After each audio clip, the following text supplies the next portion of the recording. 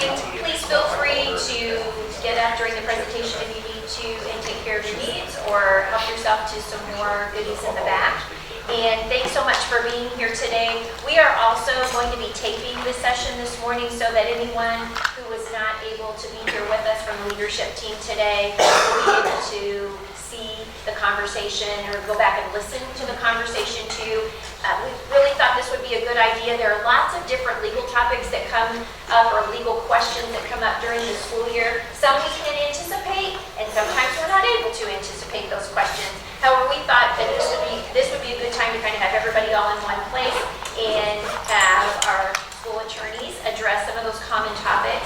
And at this point, I'm just going to turn it over to Andrew Manna and let him do some official introductions, and we're just grateful for them being with us this morning.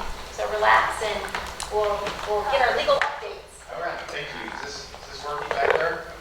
Good morning. I've met several of you, and I'd like to reintroduce myself, Andrew Manna from Church, Hittle, and Antrim, and I'll let Jessica introduce herself. Good morning. I'm Jessica Heiser. I've met most of you as well.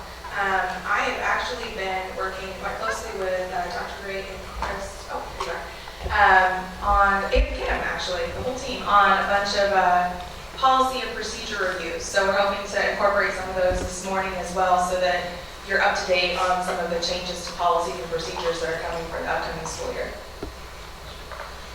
Chris, do you want to mention on that in terms of the policies and if they get changed, how will folks that will be rolled out, and then training for staff and teachers, how will they know if a policy's been touched and changed?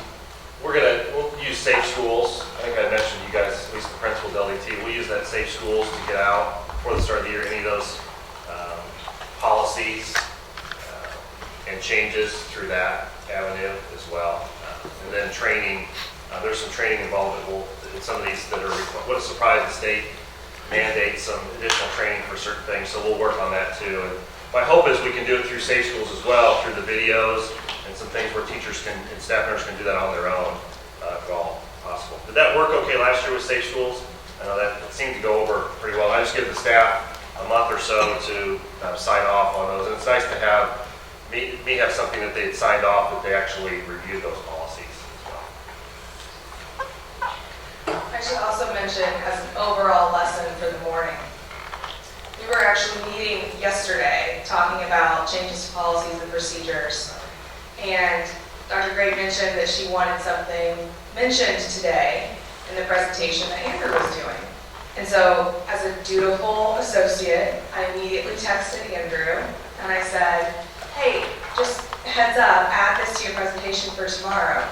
And he immediately texted back, why don't you just come with me at 8 a.m. and help me do the entire presentation? So if there's any lesson in today, it's that keeping your boss updated is highly overrated. That was like 3 o'clock yesterday. It was like 3 o'clock yesterday, exactly. So we're going to keep you very updated because some of this stuff happened just yesterday afternoon. So I joked last week, Jessica and I did a part of the presentation at the Indiana School Board Association, and I had a moment where I didn't know the answer to a question, and I handed the mic to Jess and said, well, we are in the middle of our associate evaluations, so this is just, another part of her getting evaluated, and she's doing a fantastic job, so thank you so much. All right, let's see, before I time out here, if we can hear this video or have some fun to start out with. First, plan my sick days this year. What do you mean you're sick? How do you know when you're going to be sick? Let me explain something to you. Teachers don't actually use sick days for when they're sick. Sick days are for sporting events they want to watch, weddings, parties, where they're just drinking all weekend. Sure, then what do you do when you're actually sick? You go in and teach. Sick. So movie. If you're hungover, you have work period. You don't actually stay home when you're sick. That's clear, but it's a lot of work. Part of the job. For instance, I look up when's March Madness. Right. On the dates. I put in the Thursday, because the Thursdays, remember the day Thursday's all day game. Wednesday, I gotta make a note on my calendar. Start walking around school doing this. Go to the office. Hey guys, what's up, Jared? Oh, I don't know. I see. Thursday, what have a migraine? Well, you put this kind of effort into teaching children. Now,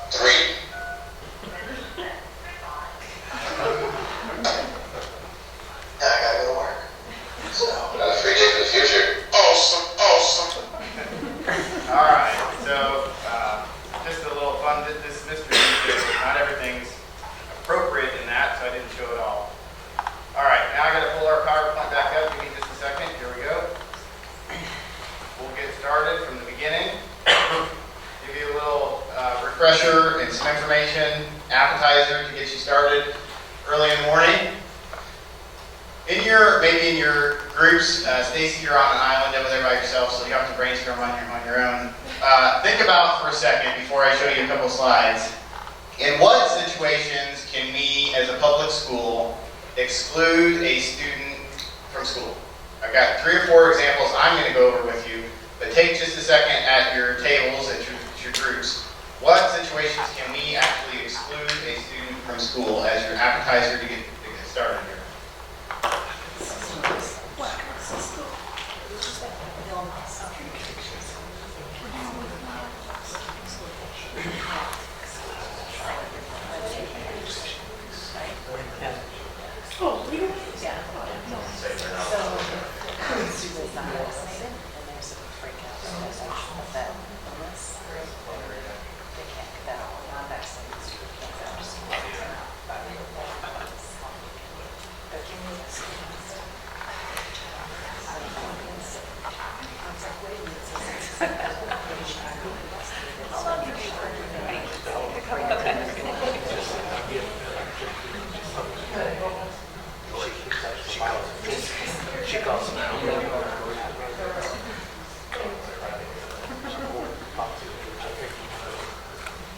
Go back to class. Okay, thoughts on excluding students. What are those situations? When I want to start, I told Dr. Gray this is probably our favorite format for presenting because we get to dialogue with you. You always have an active group. I mentioned Chase has had us come the last couple of years on special education, but we have a broader range of topics this morning. So interactive process and our discussion, when can we exclude a student? If they're non-vaccinated and a breakout would occur. Okay. And you've seen our fabulous CCHA school buses? I have not. Okay. You all catch it. It's like the rolls, you toss them the rolls, right? Oh. All right. What else? When can you exclude a student? Safety? Safety might be an issue. We'll talk a little bit about the specific way to do that here in just a second. What about residency? Okay. So as we get your juices flowing, you mentioned one of these already. The student is ill, has a disease or infested with parasites. The school principal may send the student home. We often don't get a chance to go over with you the specific Indiana code provisions. Here we have that for you. And you've got a nice, thick hard copy of our materials. Again, kudos to Jessica for manning 3 different copiers this morning to get all those copied. The note must be described the nature of the illness or infestation, and if appropriate, recommended that the family physician be consulted. So this, I think you mentioned, would be one way as the exclusion for disease, parasites. How can they be readmitted to school when it's apparent the student is no longer infested upon certification of the physician is no longer infested?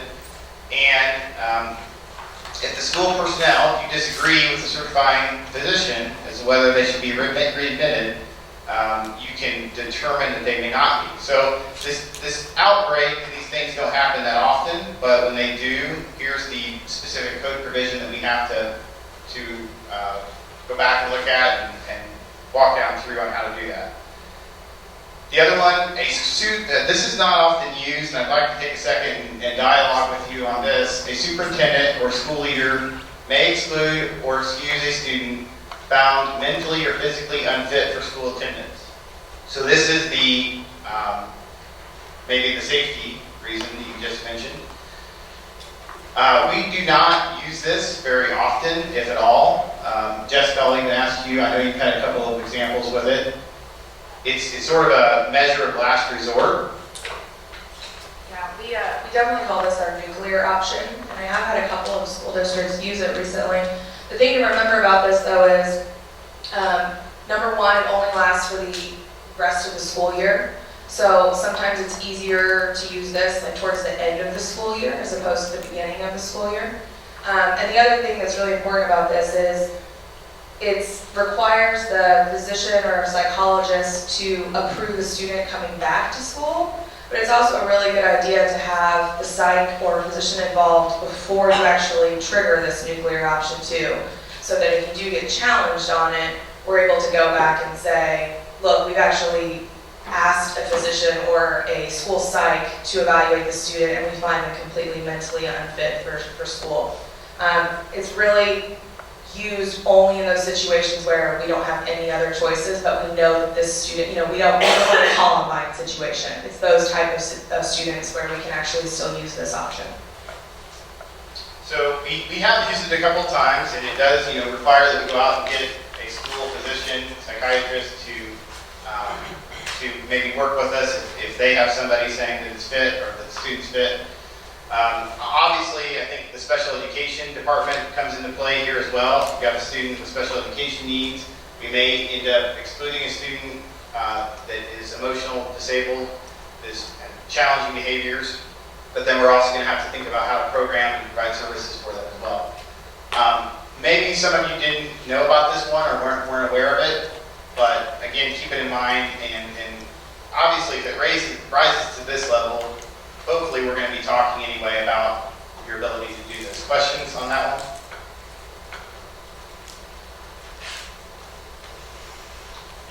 Okay. The student may also just simply not show up, and I think I'd like to hear again locally at Westfield, what would you do? But a parent that does not attend because of an illness or mental incapacity, it is unlawful for the parent to fail or refuse to produce a certificate of the illness after requested from the attendance officer, not later than 6 days after requested. So this is a code provision again on students that are not attending and asking for a certificate of incapacity.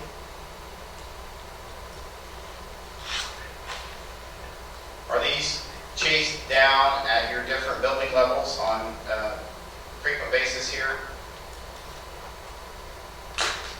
I mean, we do the best we can, but what teeth does this have? Like if the parent just refuses and refuses and refuses to find the note, I mean, sometimes we'll have case conferences, they won't show up, they won't show up, they won't show up. I just felt like we can tell them this, but ACEs doesn't work, that there's really not there's not teeth on our end to follow up with them if the parent isn't doing it.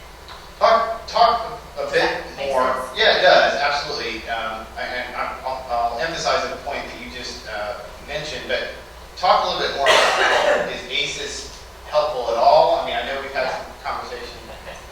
I mean, Bill, I don't mean to speak for you, but I mean, No, it looks great on paper, but when it comes down to actually getting any movement on a kid, there's not a lot of movement. The first couple of years, I thought they did a better job. They had a meeting with the students, the parents, and then that shocked them into getting to school. But now it's so hard, I think, to get to that meeting that it's just paper that's being pushed around, and I think that it's lost a bit of its fear factor. We met, I can't remember if Chris, you were in that, I think maybe it was just Chase and I. Chase and I met with Brandy, the prosecutor from the ACES program, talked a little bit about, I'll come back to this when we talk about student records and what we can exchange with her office. But we had a good dialogue with her about getting her information and what helps support her. It sounded like, to both of your points, that maybe through that program, students or families aren't really being prosecuted. There's just a lot of conversation about them attending. I don't even think they're getting to the meeting to even be threatened with neglect. Yeah. Well, I mean, and so let me go back to your point about the teeth of something like this. Sounds like the enforcement teeth aren't very strong. However, I think that there's two parts to this slide. Give it the second part as well. We're supposed to hear from them that they have a signed Indiana physician who is certifying that they're ill or mentally not able to come. And this is when the parent is not bringing them.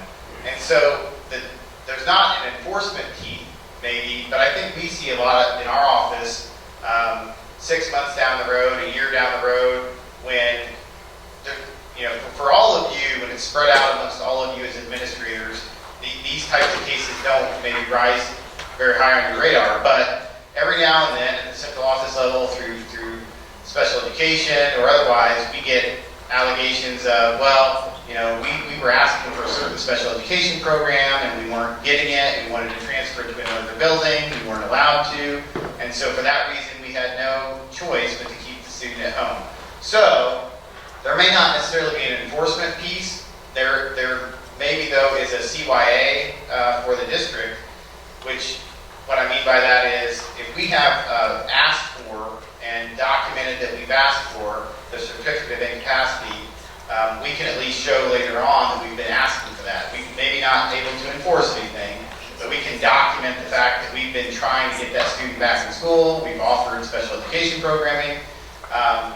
And, you know, again, I think Jessica and I both, Jessica also has a teaching background like I do. We understand practically that those things don't always get documented, but having something that shows that a student's been out for an extended period of time and we've asked for a certificate of incapacity is another mechanism, is another tool in the toolbox when we go to defending an allegation later on that we denied them a program. I think the most important thing you said was we keep trying. And that's really where schools get in trouble when it comes to the IDOE complaint or the special ed complaint that comes down the road is you let this kid fall through the cracks. And so if I can go back as your attorney and demonstrate, hey look, every week, every 10 days, we had an email or a letter home to the parent showing we want the certificate of incapacity, we want you at a case conference, we want the kid in school, what can we do to make this happen? Then I can show that as a district, we've done everything we can, and this is really the parents who are letting us fall through the cracks, not us. But I think exactly the practice that you're describing is what I would suggest. We were just getting, and I don't know the younger levels, but I mean, so many kids with anxiety, depression, you know, and the parents are like, well, they can't come to school, they have too much anxiety, or they won't get out of bed, they're too depressed. Well, you know, I think that slips into then at what point is it neglect? Is it on our, you know, with all these reporting laws with protective services, and I don't even want to open that so early in the morning with the dysfunction with that organization. But I think that's where, when we know a kid is just at home and at home and at home and not coming to school, and the parents won't provide anything, but the kid really needs some help, you know, or the family needs some accountability, I think that's what's really tough. And I think that's going to be on a case-by-case basis. But for me personally, if I had contacted the parent over the course of, I don't know, maybe let's say a month, and I'm not getting any response and I know they're getting my communications, that's to me where I start to have a reason to believe that there's neglect here. But it's going to be completely independent of each student, I think. We may come back to that a little bit more too when we talk about child abuse reporting. We're going to talk to you about some changes in the law being implemented July 1st. I'm curious as well with like the ACES program. Obviously, we are pretty involved in our office. Does any referral to youth assistance do anything as well, or is that simply because it's voluntary? Okay. Shaking your head no.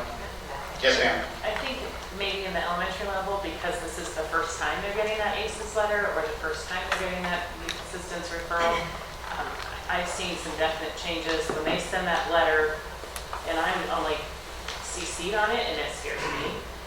There's a pretty stern letter that talks about the fines and the jail time and all of that, the consequences of not getting your child to school. That has usually taken care of the problem for us at our level. I think it's just, you know, it's that new, oh my gosh, they might actually do this. Then they get it for 5 years, Right, and then then they're never it wears fine off. and nothing happens, Absolutely. and they Yeah. just discard it. So the people that are getting it for the first time, yes, I think there's still some traction that you get there. So, but then it takes care of the intense problem. But then you still have that, and I'm just making this number up, 10 to 15, 20 that are really problems and they don't care about the letter. Those are the ones that we get frustrated with, and we forget about the ones that, oh, they were, scared back straight. So. Okay, well, I hear that I framed these as the appetizer to get your mental juices flowing. Another one would be third-party residency situations. And again, I'd be interested, I know Nick, dealing with some of these and expulsions, but how often these come up for you? I know as a Westfield, Washington growing school district, you probably have more people showing up that aren't necessarily having legal settlement. But this provision is again pulled from the Indiana Code, talking about when you can't determine a legal settlement for a student, but they are actually being cared and supported by somebody living in your district. The Indiana Code provision really has a catch-all that says if they're being cared and supported by somebody living in the district and you can't determine the legal settlement, that primarily living here for the purposes of being cared for is okay. They can't live here for the purposes of participating in sports or something of that nature, but if the legal settlement of a student cannot be reasonably determined and the student is being cared by and supported by somebody living in the district, that then can be considered their area of legal settlement. If the facts are in dispute, the school may condition acceptance of the appointment of that individual as legal guardian or custodian. Sometimes we do that very simply with some Department of Education custodial agreement forms. Questions, comments on this? Sir? I would say that the caveat in there that they can't come to here just to attend school here. They usually tip their hands pretty quickly if you ask them why they want to come, and they extol how great Westfield schools are and they really want to come here, well, they tip their hand. If you ask why they're living with these people, and it's usually abuse or neglect or there's issues going on in their normal homes and stuff like that, you can pretty much justify that they're not coming here. They're not living with that family just to come to Westfield schools, but if they are, they usually tip their hands pretty quickly. Yeah. I'm sorry, I was just thinking based on that example, they might also qualify as McKinney-Vento students as well. If they're couch surfing to get away from an abusive home, we probably wouldn't even apply this type of statute. We just apply McKinney-Vento and say you qualify as homeless because you're couch surfing, and therefore we're going to enroll you here or at your home school. We're going to get into parental custody a little bit more in detail later, but we do see this, unfortunately or fortunately, in really high-performing school districts. So congrats that you have this problem, but that is exactly where we see it. They tip their hand pretty quickly and say, Westfield has great schools, so we want to come here. And I've actually had a student expulsion proceeding where the issue was, can the parents actually support the student? The parent was sending the student to a specific school district to come here, but yet they were buying them a truck and they were buying them clothes and they were going home to their actual home on the weekends. And so those come up, and I think you'll start to pop and see some more of those as years come and as you continue to grow. Questions? Those again probably rise to the level of central office and having a discussion about if it does become an issue, what you're going to do about it. So what do we do about that? Is that a pretty easy one, or no, we have to call you and you have to address that, no, we think that you're capable? I think it sounds like, Nick, correct me if I'm wrong, you've handled some of those through the vetting of conversations at your level. Yeah, we actually turn down, I would say probably 70% of people who try to come here because that could show some kind of issues in the home, why they're living in this home for reasons other than school habits. Bill, Once we've allowed it. if they somehow snuck under the border and made over the wall to get in Westfield schools, then your expulsion proceeding can take place. I would just add, I think every situation is different. So I think to your point, Bill, it would just be informing someone also at the district level and being able to just have a conversation about what might be best for that family, whether that's contacting the family, whether that's contacting legal assistance. We have an elementary family right now playing that game. And so it's deciding how much of that are you, how hard are you going to push to make sure that they're where they need to be versus, what's best for the student. So it's just so many different dynamics with each situation. that I think need to be considered. Okay, you're not quite at this level of having to be concerned about this next provision, but this is a new provision. We tried to bring you some legislative updates as well. Jessica and I were just refreshing my memory, and Chris or Kim, I'm sure you might, that you only accept transfers for employee. Okay, is that right, Nick? So this, though, provision, again from Indiana Code, a governing body, school corporation, if a student has been suspended or expelled during the 12 months preceding the student's requested transfer for 10 or more school days, violation of the code, or causing physical injury, violation of drug and alcohol, you may deny a request for transfer. But this really, I suppose you could apply that to the employee's kid situation.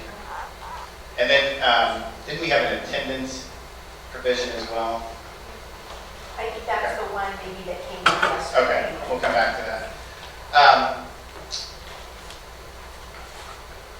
Also, this, always keep in mind too, this popped up for me last week. I think Hamilton Heights actually had this where they wanted to deny a student, but then they recalled, hey, he just completed the 11th grade, so he's got senior rights. He's going to be able to come back.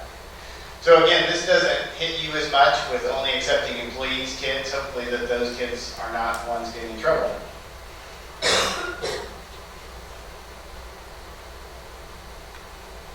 And the last one, this is more of a transfer situation again.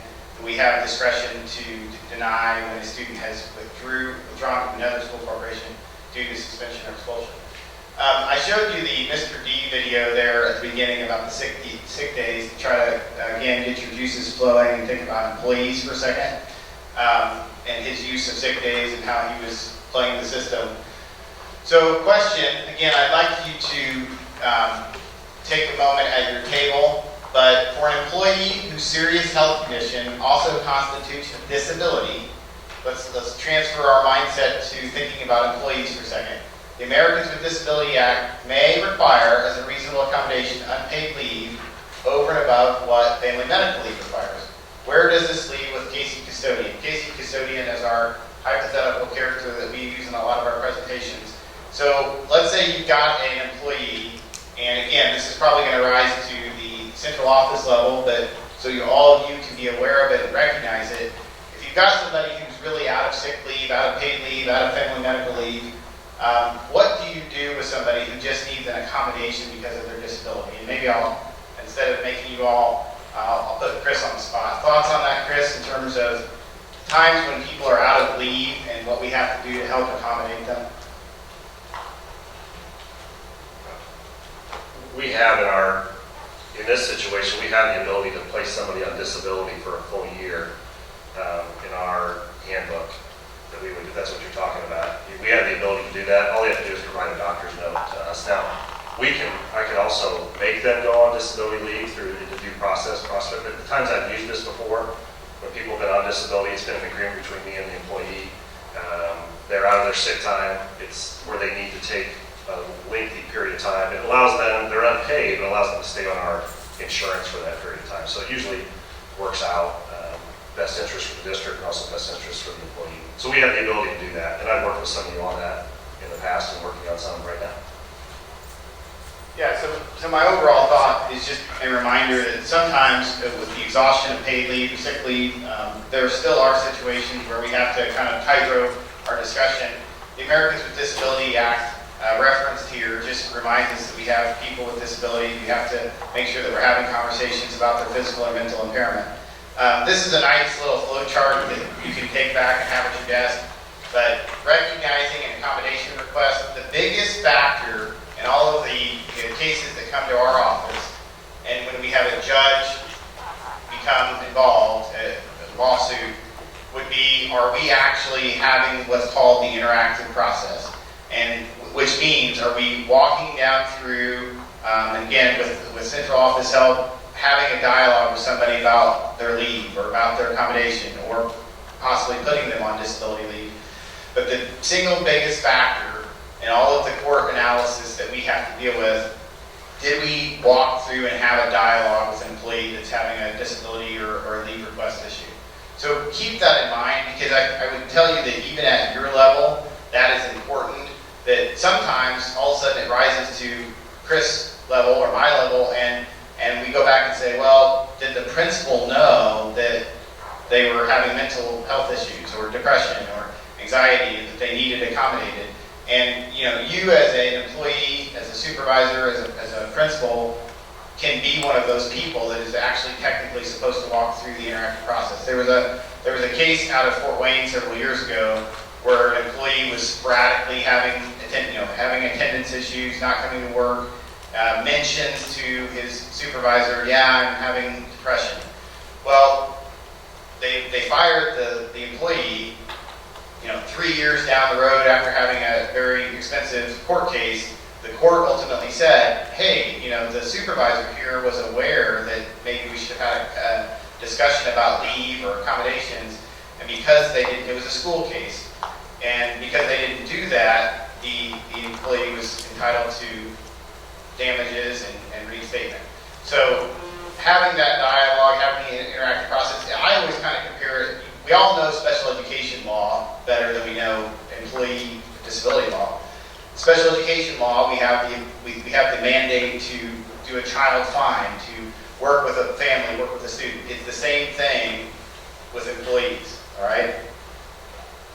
All right, so that was your first few minutes of your appetizers. We got you started. Now, here are a variety of topics, and I think from Dr. Gray, from Kim, maybe these topics all came from all of you. But here's the variety of topics we're going to try to take you down through the roadmap here in the next few minutes, an hour.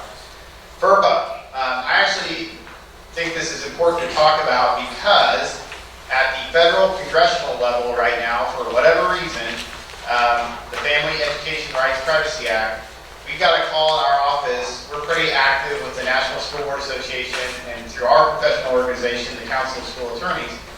They called and asked our office if we would be willing to come testify this summer even about FERPA and updates to FERPA. So, this again doesn't probably on a day-to-day basis for most of you rise up on your radar as an issue, but it does for us. It does for those of you that get involved with having to produce education records. So I'm going to hit on some of these definitions and topics, and I'd really like any feedback from you. If I have to go be on television and testify before Congress about FERPA, I want to know what you guys want me to say. So, education records are records that are directly related to a student and that are maintained by an educational agency or acting on behalf of an agency. They're strictly confidential. This definition is a generic definition, but this is where we're running into trouble. Records that are directly related to and that are maintained by a school. In a traditional sense, what do you see that? What does that mean? In a traditional sense, what is an educational record?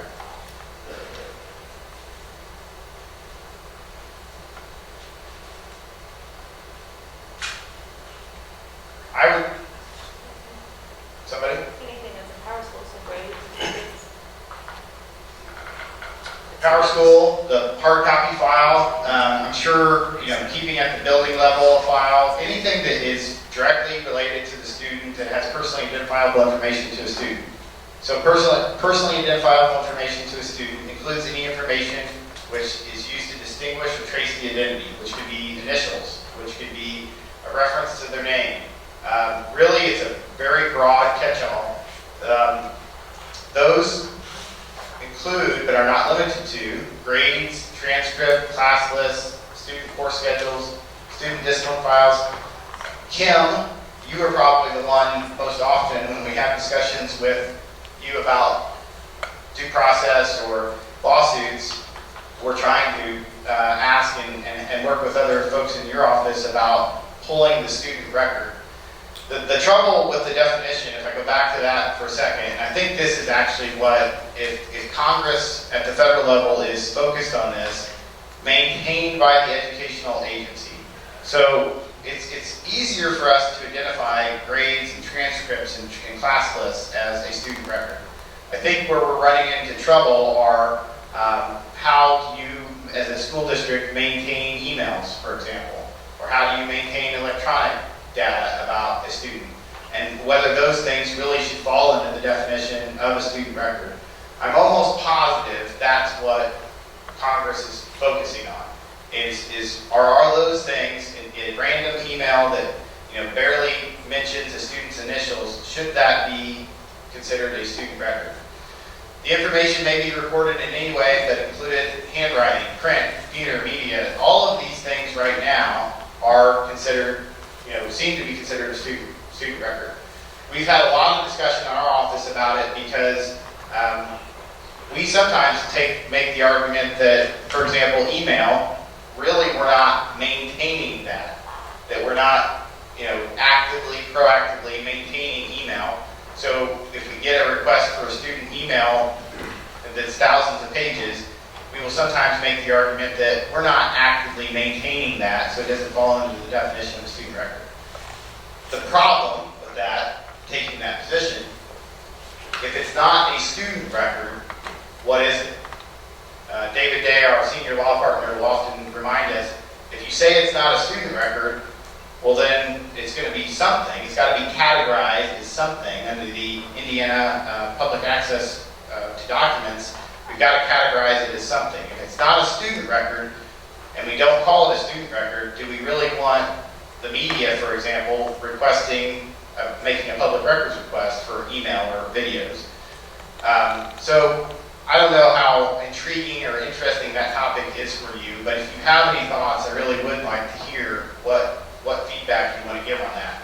Video is another, email and video is another sticky area. We will often make the argument on your behalf that a bus video or a hallway video is a student record and that we can't disclose it to a media outlet, for example, a TV station asking for it. Okay, the double-edged sword there is, if we're taking the position and telling Channel 13 that it's a student record, are we then maintaining it? How long are we keeping video? And then that becomes an issue of, well, we already got rid of it, even though we're calling it a student record. Any thoughts on that? The one thing that I want to piggyback off of is emails that use student initials. Because when I was a teacher, I firmly believed that if I didn't name the student in an email, then it's not really part of the student record. I think most teachers still believe that. One of the most important things that I think we can consistently tell our staff is, if it in any way references the student and I can somehow identify who the student is from that email, it's a student record. So if I even have an email that doesn't use initials, doesn't use a name, and says, hey, our little friend in third period is acting up again, I'm going to have to kick him out and call his mom. If I have a couple of emails that consistently refer to who we're talking about in third period, I can probably figure out who that is that we're talking about. So that's one of the main things that I think our teachers consistently don't understand is it's a really broad term of what directly relates with personally identifiable information. And we have to be super careful about what we're putting in writing at all times. If you've got a disciplinary issue, if you want to talk about the student who is driving you up the wall, pick up the phone and talk about it. There's no rule against gossiping. Go ahead and do that, but don't put it in an email. Yeah, so take that back. Dan, I'm going to come to you. Any thoughts on this, on the storage, video, email? Again, I think the technology companies are probably advocating a broader definition. So, and in fact, I know that when I had a congressional staffer call from Todd Rakita's office to interview me on the phone a couple weeks ago about coming and testifying on this, and she told me that on the phone. Yeah, we've got a variety of different groups who want to be involved in this hearing, and it's the technology companies because they want to sell software and everything to have you buy those to store email and video. Yeah, that doesn't the voice. But even just, I guess, when they were coming up with the retention schedules a while back, it was open for discussion. We talked with Marcia a lot about this too. Marcia Bohannon, And cost becomes a huge factor when you're talking about voice and video, especially. Right now, we back up all files for a year, and that's all we do. Email 7 years because that's much more affordable. So I would just talk to them a lot about cost. Another thing that we run into, is kind of a question for you guys, is when we're disposing of computers every summer, what's our responsibility as far as that hard drive goes? And right now, what we do is ask teachers not to save any files locally to their computer. And we ask, we have board policy requiring that they don't, but we don't remove those hard drives and destroy them. All right, I'm going to repeat that on the second piece. The public records retention schedules, the guy that's in charge of that, his name's Jim Corridon, and he has actually started working with us a little bit more on trying to be flexible on what things we have to store and maintain. If I remember correctly, there's a records commission at the county level, and I don't know who was in charge of this. If it's anybody in this room, you might want to take credit for it. But Westfield, Washington, you do the best job of actually submitting your destruction forms. When I've been over there and been at the Hamilton County Records meeting, the superintendent from the school district of the county seat, so Noblesville, is a member of that committee. And when I've been over there for that, I've seen Westfield forms coming in requesting that you be able to destroy things. None of the other school districts have done that. And so, I'm weaving in some comments about your question, Dan. The storage piece and how to maintain it, a couple of years ago, HSE decided that they were going to pass, I can't remember if it was through policy or just procedure, but they had I'm going to use policy, informal policy, that teachers, staff are individually required to capture student records. So, for example, if a teacher is sending a volume of emails about a student to a parent or to internally as well, they are required to maintain those. They are required to set up an Outlook folder or a file folder and move those emails over. And if they don't, it's a violation of policy. So every time we do one of these presentations, it's food for thought on whether you want to brainstorm something like that. Since we're in the middle of your policy review discussion, it might be an extra safety net to say, yes, we require staff now. If electronically, if they don't do that, it sounds like you have a retention period of 7 years. 7 years. So at least we would have that to fall back on. But that's an idea for you guys to think about and determine whether you want something like that. That's an extra, probably, burden on staff and teachers to do that. Stacy, thoughts? I am just sitting here, I just think that's ridiculous. With all that we ask teachers to do, for the one thing that comes up, when I try to talk with parents or staff about it, at what point do you draw the line between effectively communicating and professionally communicating for educating a child, which is what we're in business to do, versus keeping a record and, everything else that needs to happen. Teachers, we encourage them to communicate with parents, right? All the time. If there's an issue, address it early, send an email before you send it to the office.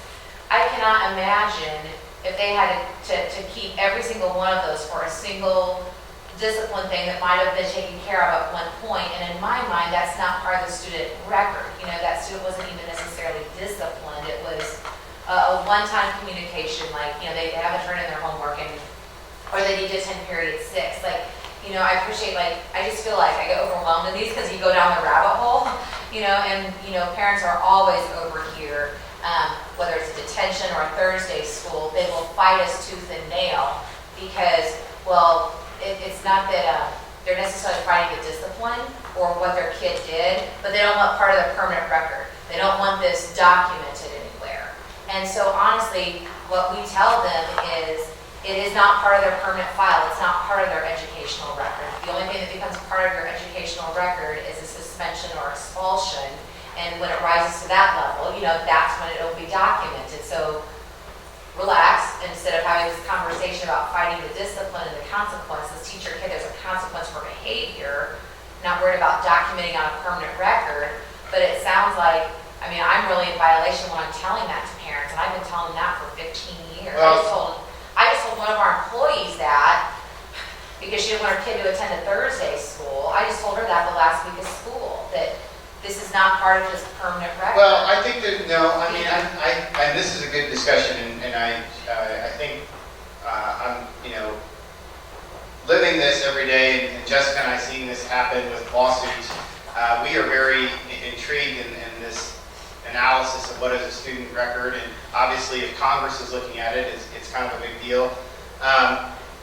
I think there is a distinction that you're drawing, though. You use the word permanent record, and I think that's okay, that we're talking about a file that maybe the permanent record is something that follows them as their transcripts, etc., right?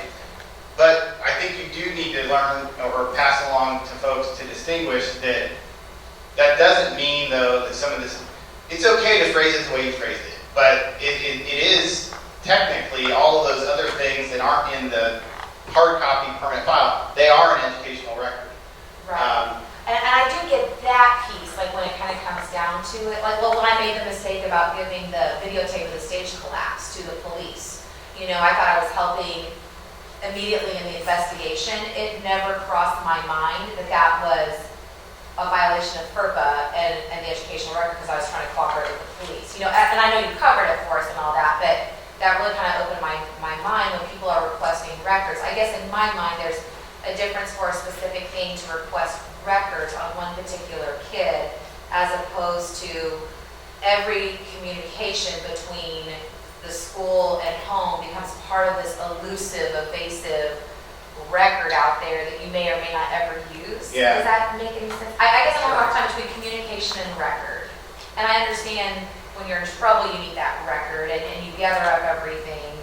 But do we really keep that for 2,500 kids every day of the year? I'm not asking you, right? But So we do, and that's what, we sat down with CCHA a few years ago and had conversations about retention of email and how you could put that burden on the teachers. And really, we have a great system. And, I would trust our retention software more than I would a teacher to hold all the records that they may need. Kim's been through it with me before. It doesn't take nearly as long for us, and I don't know what the reason is, as it does for, say, Carmel, to put together records for students, at least through email. I think the other thing that when you're talking about, speaking to parents about the kind of, Thursday school, after school detention, that kind of thing, there is a difference between a student's cumulative record that follows them to college and an educational record. And if I'm a third grader and my parents file a lawsuit in some way, shape, or form, then yes, the minor discipline, all of the emails, my schoolwork from that year, that is part of my educational record under FERPA, and we don't destroy it at that point. But by the time I'm a 12th grader and I get an after-school detention, all of my third grade stuff is not following me to college. So I think you're still making an appropriate distinction with parents. But you still do have that minor discipline log that is technically under FERPA, a piece of their educational record for a time being. and when it does get subpoenaed, we print it all out, and then we submit it and we do it. I think it's just a matter of, I think that's where it gets confusing, that educational record, that permanent record, that. I mentioned to Dr. Gray, there's times, and I think this is an appropriate one, when we give these presentations, when I like to just take a minute because we've got a good conversation going and take a pause from the slides and have some further conversation. There's 3 points that I just thought of that you touched on, and I think that we should hit on as we're here. Let's use the stage collapse again because most of us are familiar with it from reading it in the newspaper. FERPA allows disclosure of these. We come to an understanding of what we think educational records are, all right? We can only disclose those with officials of the school that have an interest in the student. technically, you're not even supposed to internally, if I know about Johnny and Kim really doesn't have anything, well, Kim's an exception, she probably has everybody. But my point is, if I know about Johnny and somebody in another building doesn't know about Johnny, internally, we're not even supposed to technically disclose. You're only supposed to disclose those with a legitimate educational interest. Now, the law enforcement piece. The best process that ideally, we would ask for a subpoena, and this is what I was going to touch on with ACES as well, because this is the conversation I had with Brandy, the prosecutor. They were calling and asking for a lot of student records and IEPs, and Chase was trying to figure out, can we disclose those? We ultimately decided, this is the same thing that Jessica and I run into all the time with police and DCS. We want to be cooperative, but technically we're supposed to have a subpoena. And if there is a safety or health emergency, then we can give the video over. So, in some respects, maybe that night, the video was a safety or health emergency exception. And I think we talked about Well, that. I think that's how, yeah, Yeah. but again, it wasn't even on my mind, it was just, I was trying to be cooperative with Yeah, the but investigation. if it wasn't, and then that leads me to another corollary here. And again, something for you to think about. Another neighboring district recently has gone to a policy that, unless approved by an administrator, you're not allowed to do audio or video. Did we just do audio? I think it was audio or video recording. So, for example, all those cell phone videos that showed up of the stage claps, it's not going to necessarily stop those, because you have people coming to an orchestra recital or an athletic event, and people are going to have their cell phones. But we did have one district to put up some sort of speed bump to that, to have a policy that says, unless approved by administration, we don't allow outside video or audio recording. The primary driver of that was secret audio recordings that were happening during student-teacher meetings and case conferences. And, setting some sort of device down and teachers not even know that they were being recorded. So, again, along with the one that we talked about a few minutes ago with making teachers responsible and whether you want to do that, also think about whether you want to consider something like that. It's not going to stop audio and video from the outside, but maybe it's a speed bump that you can rely upon when somebody says, hey, I want to come in and audio record this case conference, and you as an administrator can say, well, no, we have a policy against that. We have, didn't we? Yeah. We have it. Yep, Andrew doesn't even know he's giving me an awesome segue. Two things. Number one of the new policies that's going before your school board is about relationships with government agencies. So when a police officer, or increasingly we're seeing immigration officers, come to schools and ask for student records, ask to access students, to talk with them, this could fall under police, DCS, ICE, any outside governmental agency. There's a policy going before the board to clarify what we do, and there's also a procedure there for more detail from a building level. The other thing that's going before the board is a brand new policy on audio and video recording. And that is suggested to have a 5 instructional days notice prior to a parent wanting to record anything in the school. So if a parent wants to record a case conference, a parent-teacher conference, anything to that effect, they have to give you 5 instructional days heads up that they want to do that. We have to approve that, so they can't just secretly record. We would approve that they would record. We would also record so that everything was consistent across the board. And then we may very well maintain that recording as part of the educational record. So it's not something that, we want to encourage recording meetings, because as you know, anytime you record a meeting, tensions rise. But if the parents are going to come in and try to record our teachers, our staff, if anyone wants to record something going on within our buildings, they have to give us a heads up and they have to get prior approval before they do that.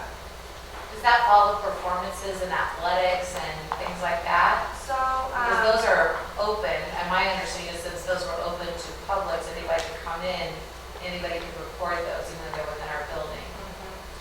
So we went back and forth with this a couple of times because it's a fine legal line. between what's a public event and what can we actually enforce. So if we tell everybody, you're not allowed to record anything, and then we go out to the football game on Friday and every single kid and parent has their phone out, are we really going to go around and tell them all to put it down? It's just not going to happen. So we do have some language in here that the board hasn't approved yet, but it's going before the board, that basically says that students, parents, visitors, and third parties could take photographs, record, live stream, things like that. But what you're not permitted to do is a student could not transmit that recording to another student or another individual without some sort of approval. And what that's meant to tackle is the fight at the football game that everybody records and then gets spread around very quickly. We're trying to craft a policy that ensures that, okay, it's a public event, it's outside, you're recording it, that's okay, we're not gonna try to police that, but we can police the ability for our students to spread that around like wildfire before we have a handle on what's actually happened. So that's the balance that we're trying to put before the board and see if that policy passes. That's really good. I always worry about like fights in the hallway or cafeteria and what you can actually do with the kids, so that's good. Yeah, a lot of people, even though people want to come and record it, but then They can't send it. if they send that, and someone that we could go back and say, you need to take that down. The last piece I was going to mention that you raised on my radar was there's not, I want to say this with a really big asterisk and caveat. There is not a lot of enforcement to FERPA, but we see it coming up more and more with lawsuits. We see it coming up with disclosures. It really, I think here at Westfield, we have not run into a situation where it's been a problem. But obviously, the fact that we spent the last 15, 20 minutes talking about it, and it is a cumbersome, how do you define it? What do we do with emails? What do we do with videos? I can see now why Congress is sort of taking another look at it. One of the individuals, though, at the National School Board Association said to me the other day, do we really want them getting in there and messing with it? Because right now, we're kind of able to walk that tightrope, and we're able to deal with it on a case-by-case basis. Do we really want Congress going in there and making it more prescriptive than what we have now? So I'll keep you updated as that goes forward. I've already kind of talked about record as a broad term. We have obligation to enforce confidentiality. Special education records are some of the highest volume, and we know that because of just the situations we get involved in. Before we started to, and as I mentioned, last couple of years, I know your principals and counselors, we've come for special education discussion. Why don't we take a quick 5-minute break? We've gone approximately an hour. Let us change gears to get ready for some special education discussion. When Jessica and I did this topic at the Indiana School Board Association a couple weeks ago, we talked an hour on it. We're not going to do that today, but we do need to give you an update on 2 significant cases from this spring on special education. So why don't we take a 5 to 8 minute break and come back, okay?